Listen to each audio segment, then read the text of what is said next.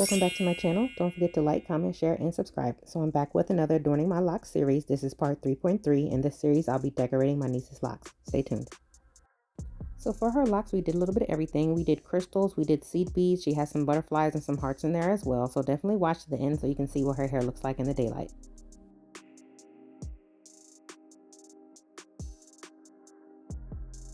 So this is just a case of some of the beads and crystals that I have. So I just pulled out whatever colors that she wanted. So for her locks, she wanted a lot of turquoises, blues, and a little splash of purple. So I just pulled out whatever, and we just kind of freestyled our way through it. Hey.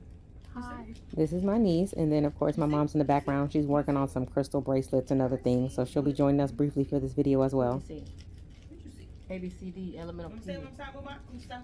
Say it to the world. Wave to the camera. Oh, you want to be in the camera too? What are we doing? Wave to the camera. You got to get low a little bit. Cause I already adjusted it. Get low. Get low. Get low. Get low. She's funny. She's crazy. Sorry, it's having a flashback. Flashback forward to us. Back to life. Back to Please don't mind our random outbursts, but you will need some of this clear string, or you can use beading thread as well. I got this from Hobby Lobby. Okay. Yeah. That's that song. You better sing that thing. Hey, you better sing that thing, baby. You'll also need some scissors and a little tiny needle. You want to make sure that you're using a small needle because it's going to be easier to thread through the beading string and also through your needle. Yeah. She's so crazy. That's your nana. Hey, you know your uncle's birthday's coming up, Logan. Just buy him a shot. He'll be happy with that. He's a funny one. That's a character right there. I'll tell you what. Yeah, he is. That's a character right there. He be cracking me up. I'm like, what's wrong with this child? That's October Libra. Yeah, funny. It's always a party, it's a party, it's a party. This is a funny one. So we're gonna tie a little knot. You see how I did that? See that? We're gonna tie it nice and tight. We're gonna tie another knot. 3 knots. And another. 3 is the magic number. If you ain't know, now you know. You hear me? Another. See what we're gonna do like that. I'm so glad your mama's cord was in her car. Praise the Lord. See, So you want to knot your beading cord at least 3 times. That's going to make it be nice and secure, so when you are pulling it through the lock, you don't actually pull it all the way through the lock. So you just want to do at least 3 times, pull it nice and tight, and make sure that you have enough of this beading cord as well. Sometimes you just gotta set your camera. They said just set your camera up. You never know what can happen. That's what they said. Which one we gonna start with first? I like these over here. Yeah. You like these ones? I think we're gonna do a nice little pattern. Maybe like, oop, oop. Definitely like those. Add some of these in here. Cool. All right.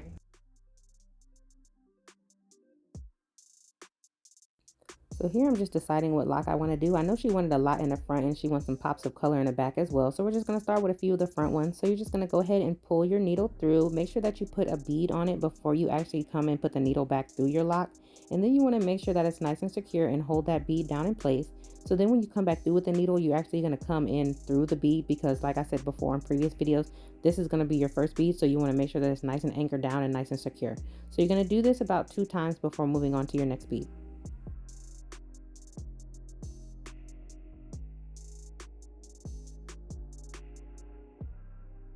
So after you've come through that first bead a couple times, you're going to go ahead and place that needle at a diagonal angle right underneath that bead so we can go ahead and set up for the next bead. So after you pull that beading cord all the way through, you're going to add another bead onto your needle and then come right under that bead at a diagonal angle as well. So the diagonal angle is actually going to help you move down the lock and also going to create kind of like a spiral pattern. So it makes it look like the beads or the crystals are kind of twirling around the lock. So you're just going to go ahead and repeat these steps until you get down to your bottom bead or crystal. And then we're going to go ahead and finish up.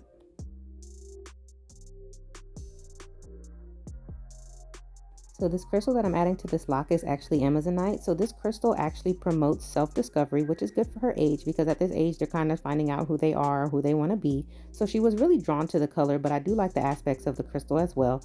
And also this protects against negative energy, which is definitely needed in this crazy world.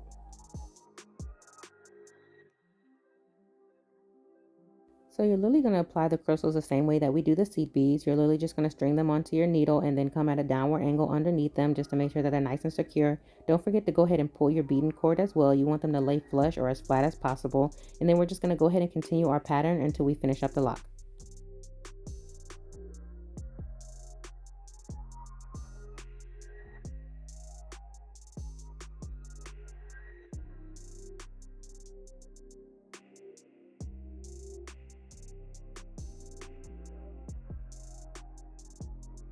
So this is our last bead here. So we're going to go ahead and repeat that same process that we did for the first bead. So we're just going to make sure that we go through that bead a couple times, and you want to make sure that you're going on both sides of the lock just to make sure it's nice and anchored down, nice and secure.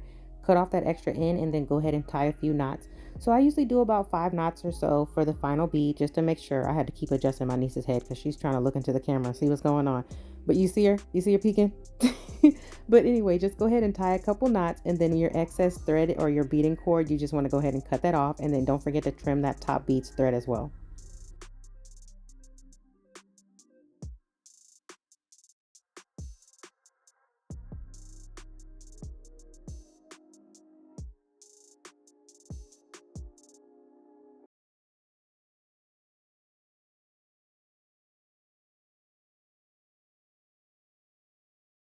So this is what the final look of this lock looks like. I think it's really cute. I love the color combination with the crystal and the seed beads as well. So this is her whole head.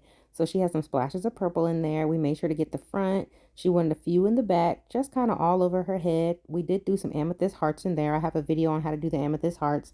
And then she really liked the little butterfly, so we threw a butterfly in there as well. So that one's definitely an eye catcher as well. So this is the final look. And then I have a few little clips of her in the daylight. So this is her in the daylight. So they definitely pop, and she loved them. And she says she's been getting lots of compliments. So I know she's definitely feeling her hair even more at this point.